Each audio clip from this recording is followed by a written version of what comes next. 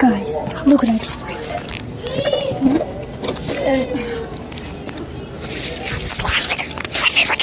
Okay guys, as you guys can see, I got it! Let's open it and eat it.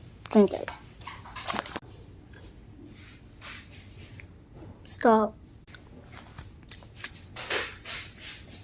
I had to bite it and move it with my teeth. I don't know why, but it doesn't let me move it with my tongue.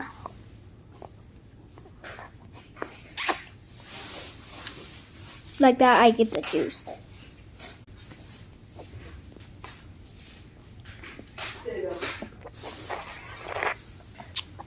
Found a lucky spot.